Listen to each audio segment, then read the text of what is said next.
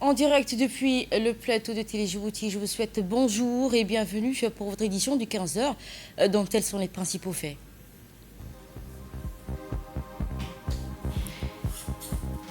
De la logistique à l'industrie, Djibouti prépare sa grande mutation économique. Djibouti et qui poursuit également une transformation économique en misant sur le développement industriel, la diversification des activités productives et l'attraction de nouveaux fournisseurs.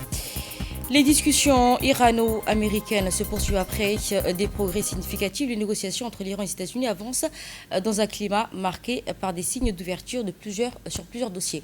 Bonjour et merci de nous avoir rejoints sur Télé Djibouti. Nous entamons ce journal avec ce message de condoléances du chef de l'État, son Excellence Paul Marguerite, qui rend hommage à la mémoire de feu Djamar Guedi Aden, parlementaire djiboutien. C'est avec une profonde tristesse que le chef de l'État, son Excellence Paul Marguerite, a salué la mémoire de feu Djamar Guedi Aden, parlementaire djiboutien et personnalité appréciée pour son engagement et sa proximité avec les concitoyens. Feu Djamar Guedi Aden restera longtemps gravé dans la mémoire des Djiboutiens pour sa sympathie, sa spontanéité, sa disponibilité constante à apporter son soutien aux autres, a déclaré le chef de l'État. Rendant hommage à son parcours et à son engagement au service de la nation, le président a souligné qu'avec sa disparition, notre pays perd un serviteur passionné à la cause publique et un fervent défenseur de la cohésion, de l'unité et de la fraternité de notre peuple. Le chef d'État a également adressé ses sincères condoléances à la famille du défunt, à ses proches, à ses amis ainsi qu'à l'ensemble de ses collègues parlementaires, membres de l'Assemblée nationale djiboutienne. Depuis 2018, feu Djamar Guedi Aden est décédé ce lundi dernier, laissant derrière lui le souvenir d'un homme engagé au service de ses concitoyens. Inna lillahi wa inna ilayhi raji'un. Le ministre des Affaires étrangères a également communiqué un message similaire pour l'État du Qatar. Et c'est avec une profonde tristesse que la République djiboutienne a appris la nouvelle de l'explosion survenue dans une installation de gaz naturel liquéfié de la zone industrielle de Ras Laffan, ayant causé des pertes et vies humaines, faisant ainsi également de plusieurs blessés. En cette douloureuse circonstance, la République djiboutienne exprime sa profonde compassion et sa pleine solidarité à l'État frère du Qatar. La République djiboutienne présente ses sincères condoléances au gouvernement, au peuple frère du Qatar ainsi qu'aux familles endeuillées et adresse ainsi ses vœux de prompt rétablissement aux personnes blessées. Elle réaffirme son soutien au Qatar et partage la peine de cette nation sœur face à cette tragédie qui est survenue. Autre nouvelle du pays, dans le cadre d'un renforcement continu du partenariat stratégique entre la République djiboutienne et la République populaire de Chine, le ministre de l'économie et des finances, Ilyas Moussa Douali, a effectué ce jour une importante visite de travail au siège de l'Exim Bank of China, à la tête d'une importante délégation. Fort de spécial, nous en dit plus. Le ministre de l'économie et des finances, Ilyas Moussa Douali, accompagné d'une importante délégation, a effectué une visite de travail marquante au siège de l'Exim Bank of China à Beijing. Cette mission s'inscrit dans une dynamique de renforcement du partenariat stratégique global entre Djibouti et la Chine, consolidée par une vision partagée de développement de haute qualité. Un accueil sous le signe de la coopération renforcée. La visite a débuté par une réception formelle animée par la vice-présidente de l'Exim Bank of China. Dans une allocution de bienvenue, elle a souligné le rôle central de Djibouti en tant que pilier de la coopération sino-africaine. En réunissant les plus grandes sociétés chinoises, l'Exim Bank of China offre une opportunité historique de traduire les ambitions communes en réalité industrielle concrète sur le terrain. Le ministre a également mis l'accent sur 3 axes majeurs. Premièrement, l'industrialisation durable. Deuxièmement, l'innovation technologique et verte, avec un focus sur les matériaux de construction éco-responsables. Et troisièmement, le ministre a insisté sur la dimension financière, soulignant la volonté de Djibouti de devenir un hub régional de l'internationalisation du renminbi en Afrique, et ce conformément à la vision chinoise du président Xi Jinping. Dans le renforcement des échanges fructueux menés par Beijing avec les institutions financières et les grandes entreprises chinoises, la délégation djiboutienne conduite également par le ministre de l'économie et des finances chargé de l'industrie, Moussa Dawalé, a poursuivi sa mission en Chine par une étape de stratégie à Dalian. Fort de spécial. Franchit une nouvelle étape dans son ambition industrielle. En effet, le ministre de l'économie et des finances, Ilyas Moussa Dawalé, vient d'achever une visite de travail à Dalian en Chine consacrée au projet de parc industriel vert, l'un des chantiers les plus structurants du plan de développement national. C'est dans la province de Liaoning, au nord-est de la Chine, que le ministre Dawalé a conduit une série de discussions avec des membres du consortium China Green Industrial Park, partenaire membre du consortium China Green Industrial Park. Au programme de cette mission, des échanges techniques avec Zhejiang Whitney, l'un des leaders mondiaux de l'énergie éolienne, dont l'expertise sera déterminante pour alimenter le futur parc en énergie 100% renouvelable, un atout que Djibouti entend pleinement exploiter. À l'approche des prochaines festivités du 49e anniversaire de l'indépendance nationale du pays, la République Djibouti donne le coup d'envoi d'une série d'activités placées sous le signe de l'unité, de la cohésion sociale et de la participation citoyenne. Dans ce cadre, Mme Fardoussa Moussaïgi, ministre de la Jeunesse et de la Culture, accompagnée de Mme Fatouma Ali Abdallah, secrétaire d'État chargée des sports, a procédé au lancement officiel des activités sportives, culturelles et socioculturelles prévues à travers le pays pour commémorer cet événement historique. Cette initiative portée par le ministère de la Jeunesse et de la Culture vise à faire de la fête nationale un moment de rassemblement, de transmission des valeurs républicaines.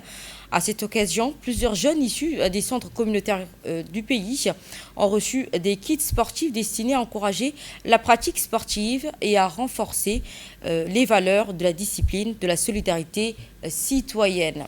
La cérémonie de lancement organisée à Belbela en présence des autorités locales et des responsables des institutions marque le début d'une mobilisation nationale dédiée à la jeunesse et au vivre ensemble.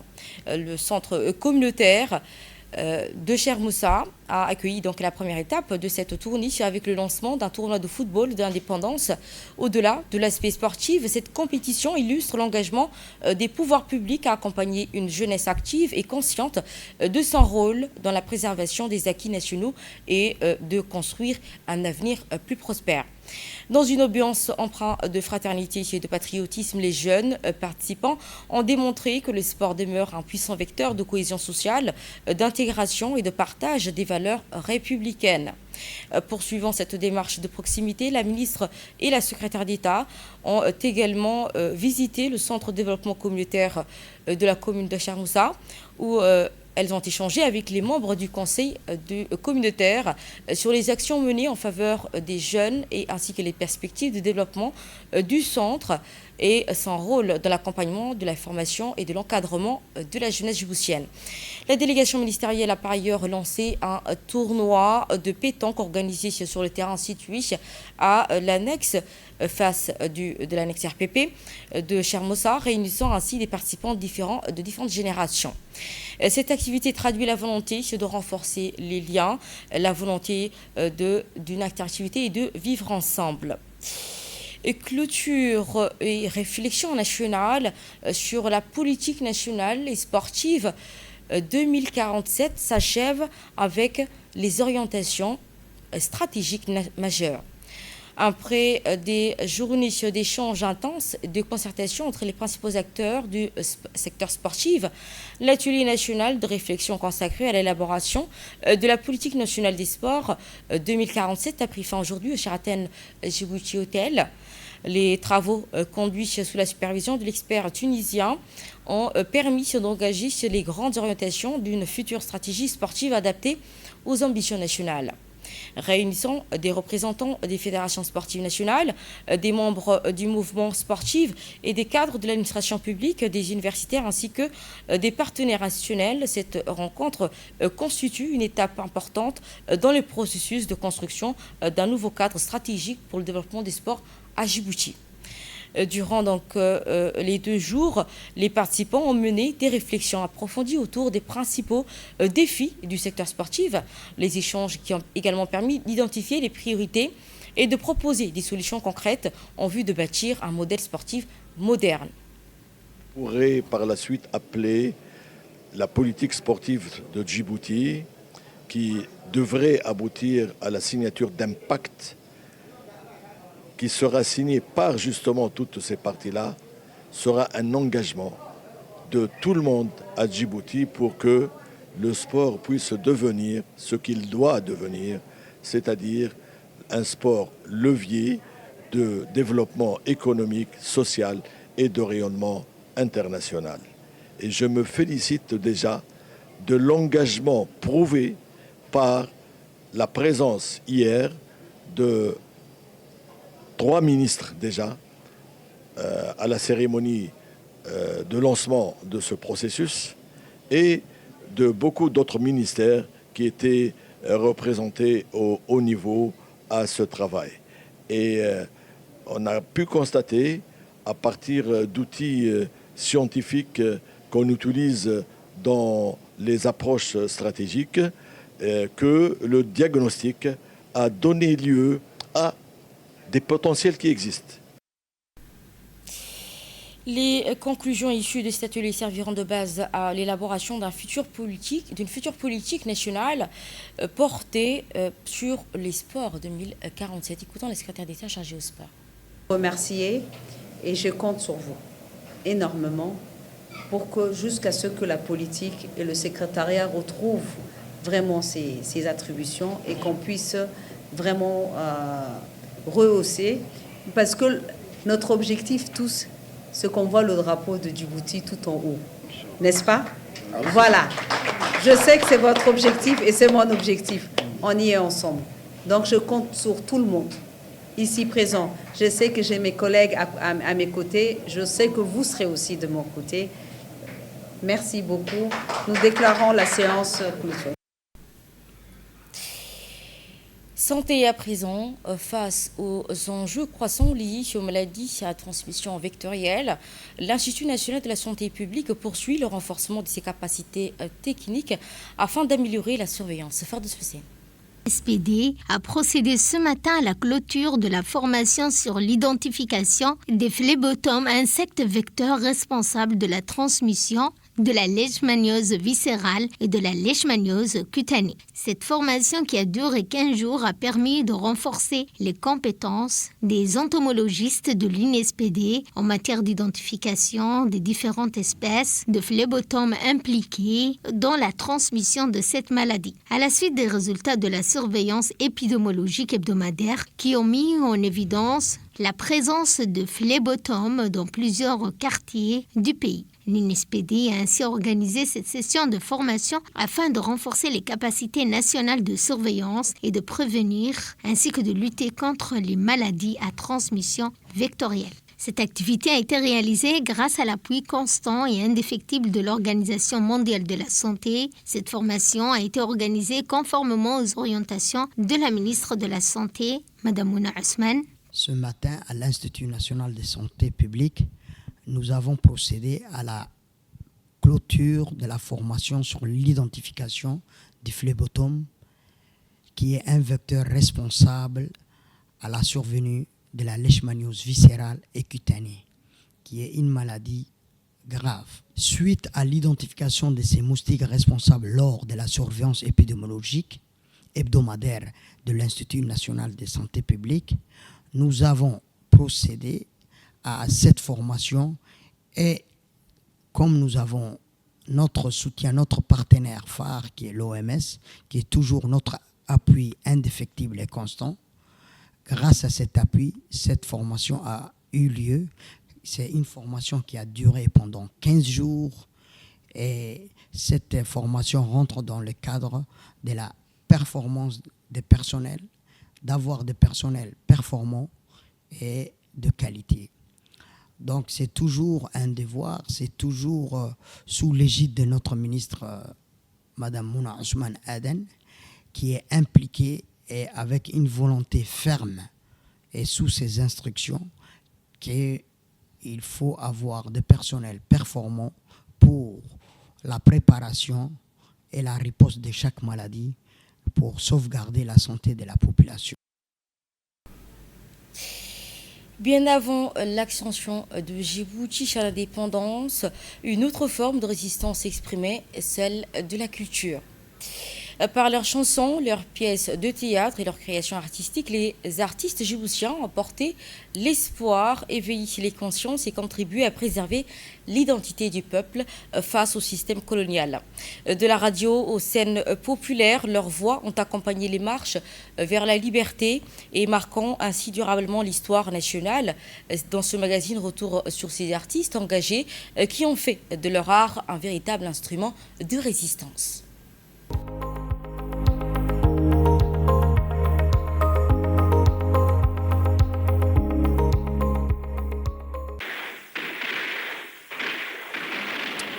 La résistance face à l'oppression coloniale prend plusieurs formes tout au long de la colonisation.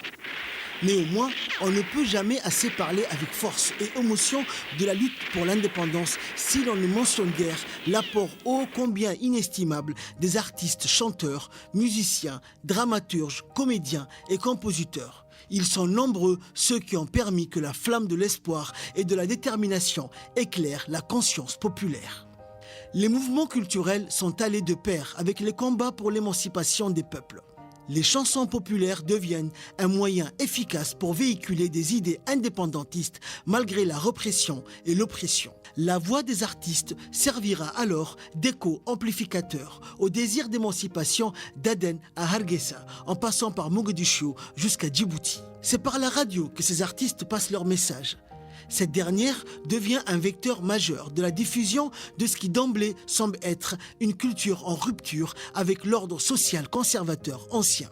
Les premiers groupes musicaux seront régulièrement diffusés sur les ondes de Radio Djibouti dès 1955. L'administration coloniale tentera en vain de canaliser cette effervescence culturelle. La création de Radio Djibouti aura à son tour un impact significatif dans la vie de plusieurs artistes nationaux et de la région.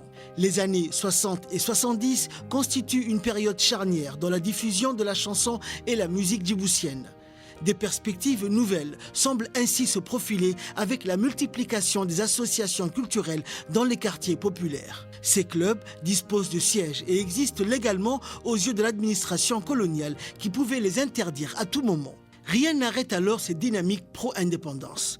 Des groupes artistiques comme Datema'u, Ga'an Ma'an, Eglama'u, Degan ou Al-Kawakib et tant d'autres se mettent en service de la cause indépendantiste. Ils sont nombreux, les artistes de l'époque, qui s'engagent par leur verbe et leur verve.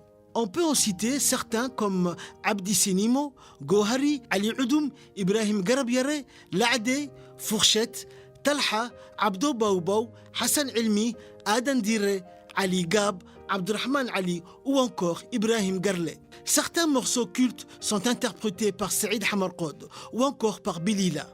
On fredonne encore ces morceaux remplis de lyrisme et de conscience politique comme Dona, Dona, Dona, Weida, Weisai, Dona ou encore Gabban Maino, Inda Dibirsan Maino ou encore les artistes chantent l'avènement de l'indépendance de façon métaphorique ou allusive. Pour éviter la censure coloniale, ils parodient des chansons sur l'amour. À l'unisson, les artistes et les compositeurs mettent toute leur poésie pleine de lyrisme au service de l'indépendance. Incontestablement, ils galvanisent la foule à chaque manifestation. Tout comme les leaders religieux, ils ont fait barrage à l'acculturation et à la perte d'identité. C'est donc tout naturellement qu'ils vont composer et chanter des morceaux cultes le jour de l'indépendance. Tous les Djiboutiens connaissent aujourd'hui encore l'héritage impérissable de Karchile, paix à son âme, qui a composé musicalement l'hymne national sur la chanson de Koryere. Tout le monde connaît également la mémorable chanson de Haroun Daoud, Asabad wa Nohle Bandiratu. Dans le théâtre, qui est la forme d'expression culturelle la plus répandue dans notre pays, les artistes s'emploient à merveille dans la création artistique dramaturgique. Le théâtre est le registre culturel et artistique le mieux adapté et le plus inspirant au peuple issu de traditions orales. Ainsi, chaque concert présenté par Datema'ou, Ga'an Ma'an, Arre et Glama'ou ou Degan permet de produire de nouvelles pièces de théâtre imprégnées de messages ouvertement culturels et implicitement indépendantistes. Profitant de la subtilité et de la richesse linguistique de leur culture, les dramaturges et les metteurs en scène des pièces de théâtre s'appuient sur un nouveau registre. La comédie musicale où la pièce de théâtre est saccadée par des chansons mettant en exergue la véracité du message implicite face à la censure coloniale. L'occupant colonial est souvent cité de manière déguisée et allusive. En utilisant le ton humoristique et sarcastique, les artistes dénoncent la politique d'exploitation ou encore de son arrogance. Vers la fin des années 50, un épisode marquant change la vie de quelques policiers incorporés à la garde territoriale. Ils deviennent les symboles d'une révolte dénonçant le joug du colonialisme. Ces mouvements de contestation sont dissous pour protester contre leurs conditions de vie déplorables. Au sein de la garde territoriale et devant les collègues, l'AD décrit dans une pièce satirique les abus du colon obligeant l'autochtone à exécuter des tâches avilissantes. Écrite en 1962, cette pièce déclenche une vague de manifestations des policiers qui désertent le rang de la police coloniale. Ces derniers décident de former leur propre troupe culturelle, le Datema'ou, et se rendent en Somalie, nouvellement indépendante. En 1968, Aden Farah Samatar intègre la célèbre troupe Arre, engagée dans la lutte pour l'indépendance où il côtoiera Ibrahim Barre Darar, son père spirituel, et d'autres grandes figures indépendantistes comme Yoni Salah Youssouf ou encore Hassan Ali Shirdon. La troupe Ga'an Ma'an s'est illustrée par un répertoire de pièces depuis 1970, dont Tanaya Afele, écrite par Hassan Ilmi en 1973 et une autre en 1986, avec toujours pour héroïne Fadoun Douali, qui produit ses plus beaux tubes avec Mohamed Aden Douxiye. Les autres figures marquantes du théâtre djiboutien sont Hamadou Dabele et Hassan Ilmi Diriye. De cette longue profusion d'œuvres, on peut retenir la pièce Saddehba Iskoufantaye ou Ginnigana. C'est là qu'Aden Farah composera sa célèbre pièce intitulée Hummad Rag Iyo Hina Sodomar. Une année après, en 1970, il cofondera la troupe Ga'an Ma'an avec Ibrahim Barre peu avant sa disparition.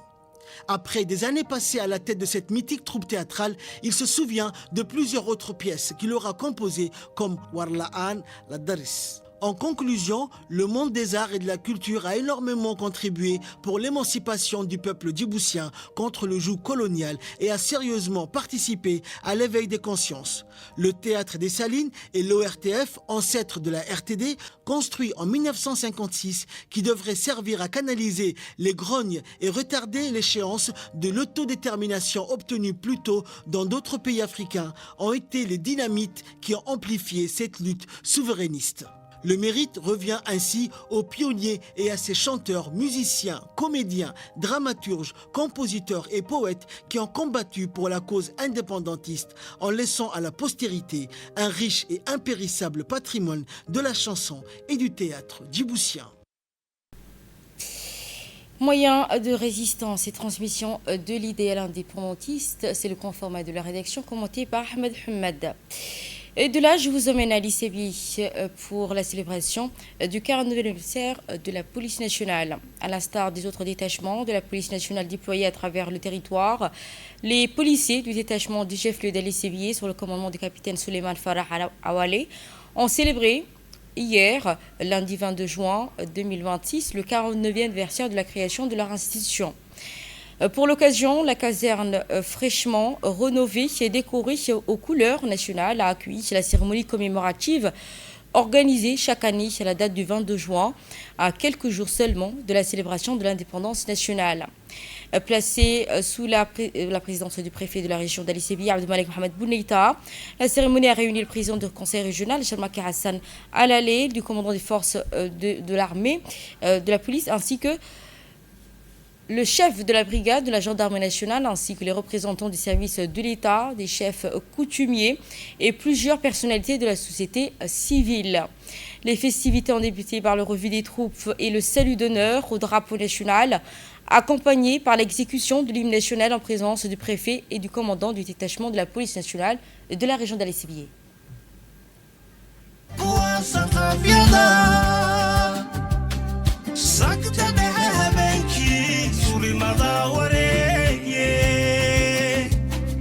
ammaankeenna sugaye lagu seexda weeyaan ammaankeenna sugaye lagu seexda weeyaan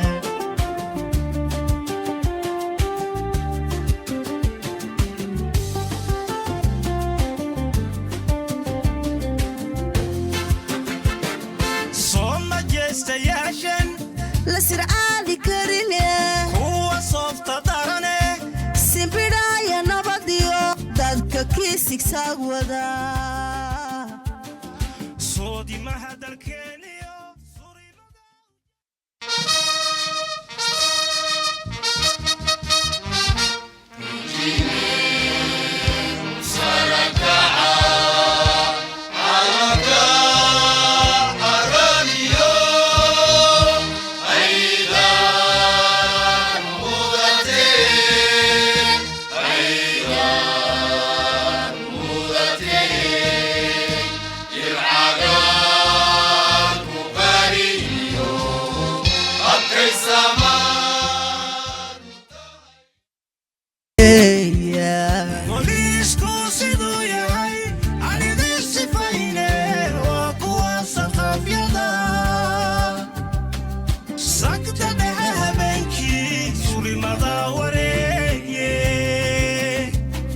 ammaankeenna sugaye lagu seexda Bismillah ar-Rahman ar-Rahim. Discours du directeur général de la police nationale, le colonel Abdurrahman Ali Kaï, à l'occasion du 49e anniversaire de la création de la police nationale. C'est avec une profonde émotion que je m'adresse à toutes et à tous aujourd'hui à l'occasion de la célébration du 41e anniversaire de la création de la police nationale. Avant de commencer mes propos, je voudrais tout d'abord renouveler mes félicitations à notre nouveau ministre par sa nomination à la tête du ministère de l'Intérieur. Officiers, sous-officiers et hommes de rang.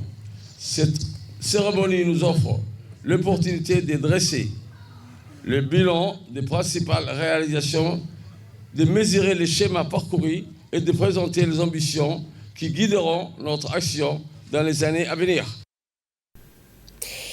Et à l'issue du défilé chez les autorités régionales, les invités et officiers et sous-officiers ont participé à un dépôt.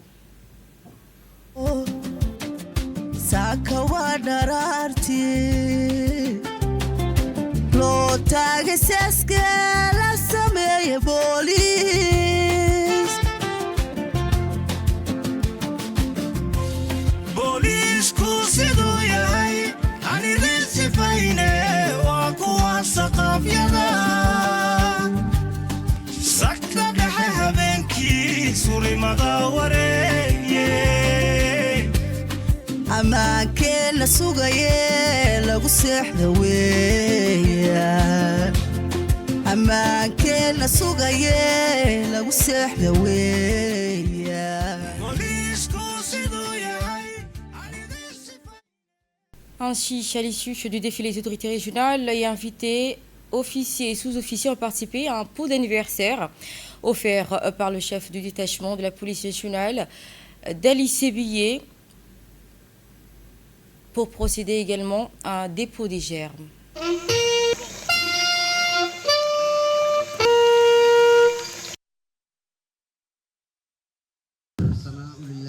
الصلاة والسلام على رسول الله صلى الله عليه وسلم. اللهم ربنا آتنا في الدنيا حسنة وفي الآخرة حسنة وقنا عذاب النار. اللهم إن على ذكرك وشكرك وحسن سند guurahoodiyo saaka waa dharaarti loo taagay seeska la sameeye booliis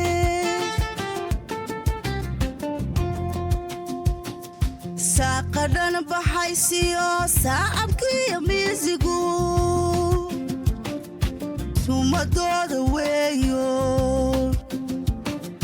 sanad guurahoodiyo saaka waa dharaarti loo taagay seeska la sameeye booliis booliisku siduu yahay anidin sifayne waa kuwa saqaafyada sakta dhexe habeenkii surimada wareeye ammaankeena sugaye lagu seexda weeyaan ammaankeena sugaye lagu seexda weeyaan booliisku siduu yahay anidin sifayne waa kuwa saqaafyada sakta dhexe habeenkii surimada wareeye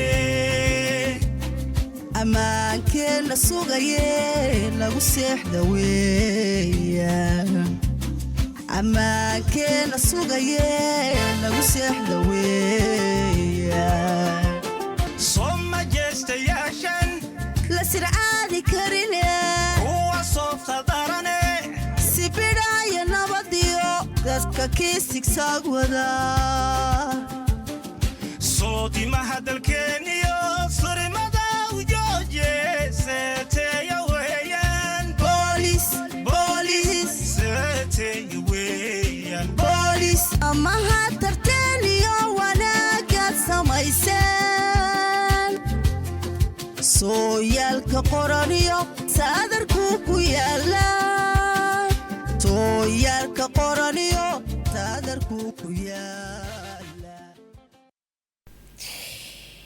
La même ambiance a été observée à Obok pour les festivités du 49e anniversaire de la police nationale de la région.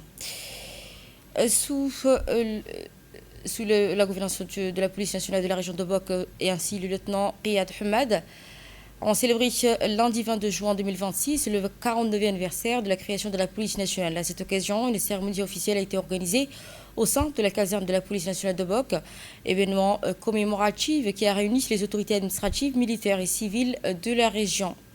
On prépare à cette cérémonie le préfet de la région de Bok, Aden Moussa Migane, représentant du conseil régional de Bok, ainsi que des notables, responsables des forces armées, de la gendarmerie nationale et représentants de la société civile. Les festivités qui ont débuté par l'arrivée et l'accueil des autorités suivies sur le revue des troupes par le préfet de la région, accompagné du lieutenant Riyad Hamad. Cette séquence solennelle qui a permis aux autorités de saluer les éléments de la police nationale mobilisant pour cette importante commémoration.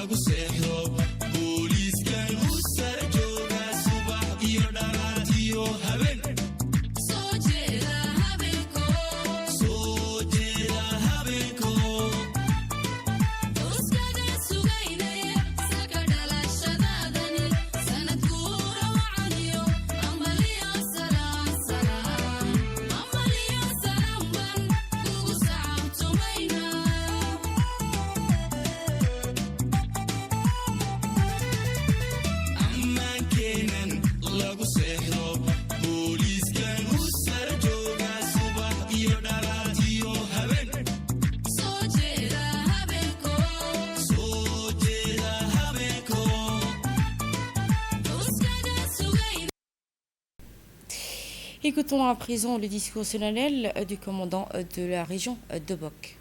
Avec une profonde émotion que je m'adresse à toutes et à tous aujourd'hui à l'occasion de la célébration du 49e anniversaire de la création de la police nationale de Djibouti. Avant de commencer mes propos, je voudrais tout d'abord renouveler mes félicitations à notre nouveau ministre pour sa nomination à la tête du ministère de l'Intérieur. Familier de cette institution et issu de nos rangs, il est un atout majeur pour porter haut et fort notre voix auprès de ses collègues du gouvernement. Je ne doute pas un seul instant qu'il puisse nous épauler dans l'exécution de nos missions régaliennes sur l'ensemble du territoire national. La police exerce un métier difficile et ingrat. Les hommes et les femmes qui la composent exercent leur métier avec abnégation et dévouement depuis la création de cette institution. Les années 2025-26 auront marqué une étape importante dans la réalisation de plusieurs infrastructures destinées à l'amélioration des conditions de vie et de travail de nos hommes. Dans le domaine de la santé, face à l'augmentation de la demande, la maternité de notre hôpital se verra dotée d'une extension comprenant 12 lits VIP en complément de ceux déjà construits en 2024. Le complexe hospitalier de la police est désormais complété par un nouveau bâtiment de diagnostic médical doté d'un scanner de dernière génération permettant d'améliorer considérablement la prise en charge médicale avec des équipements spécifiques à la pointe de dernière technologie. Un nouvel appareil de mammographie est également disponible pour le dépistage et la lutte contre le cancer des seins. Un laboratoire moderne d'analyse biochimique a été également mis en service afin de renforcer les capacités diagnostiques de notre structure sanitaire. Un nouveau centre de chirurgie et de réanimation composé de deux étages verra également le jour en 2027. Grâce à la vision éclairée de son Excellence, Monsieur le Président de la République, Ismaël Marguerite, et au soutien constant de plus hautes autorités de l'État, plusieurs projets structurants ont été réalisés au bénéfice de nos policières et policiers ainsi que de leurs familles. À l'approche du 50e anniversaire de l'indépendance nationale et de notre institution, nous poursuivons avec détermination cette dynamique de modernisation afin de préparer la police nationale de demain. Une police davantage formée, mieux équipée, mieux logée, mieux encadrée et toujours plus proche des citoyens. Je voudrais enfin rendre un hommage appuyé à l'ensemble des policières et policiers de Djibouti pour leur professionnalisme, leur discipline et leur engagement quotidien au service de la République. J'adresse également mes remerciements aux familles de nos policières et policiers dont le soutien demeure indispensable à l'accomplissement de cette noble mission. Enfin, je ne saurais conclure mes propos sans adresser mes vifs remerciements à tous nos partenaires pour leur appui à la réalisation de ce projet de modernisation de nos services. Vive la République de Djibouti, vive la force de police djiboutienne. Je vous remercie de votre aimable attention. Reprenons avec l'actualité régionale à présent, lancement d'une plateforme numérique unifiée pour moderniser les services publics. Le Premier ministre Toby Ahmed a lancé la plateforme numérique Mensob, présentée comme une avancée majeure dans la transformation numérique du pays. Cette nouvelle application regroupe 27 services publics au sein d'un guichet unique destiné à faciliter l'accès des citoyens aux prestations administratives. Selon Abiy Ahmed, cette initiative s'inscrit dans une stratégie de modernisation de l'État à contribuer à améliorer l'efficacité des secteurs clés de l'économie, notamment l'agriculture, l'industrie, les mines, le tourisme et les services financiers. Déployée dans 70 centres à travers le pays, la plateforme permet aux citoyens d'accéder aux services publics à distance grâce aux technologies numériques. Le Premier ministre éthiopien a également mis en avant le rôle de l'intelligence artificielle et de l'innovation dans la stratégie de développement national avec l'ambition de faire de l'Éthiopie un pôle africain de référence dans les domaines technologiques. C'était dans les titres. Les discussions se poursuivent pour réduire avec les deux parties, les États-Unis et l'Iran. Ces négociations entre l'Iran et les États-Unis se poursuivent en Suisse dans un contexte marqué par des avancées sur plusieurs dossiers sensibles. Fardous Hussein nous en dit plus. Les négociations entre l'Iran et les États-Unis se poursuivent en Suisse dans un climat marqué par des avancées sur plusieurs dossiers sensibles dans le cadre des efforts visant à réduire les tensions au Moyen-Orient et à prévenir toute escalade du conflit dans la région. Selon des sources diplomatiques, les derniers cycles de négociations ont permis d'enregistrer des progrès sur plusieurs questions liées à la sécurité régionale, à la désescalade militaire et à la stabilité du Golfe. Les discussions portent également sur la sécurité maritime dans le détroit d'Ormuz, des sanctions économiques ainsi que la coopération avec l'International Atomic Energy Agency. Les différentes parties ont réaffirmé leur attachement au dialogue et à la diplomatie comme principaux moyens de résoudre les différends et de préserver la stabilité régionale. Ce sera tout. Merci à toutes et à tous de nous avoir suivis. Vous étiez sur TJout avec le journal de l'information. Toute l'équipe vous remercie pour votre confiance.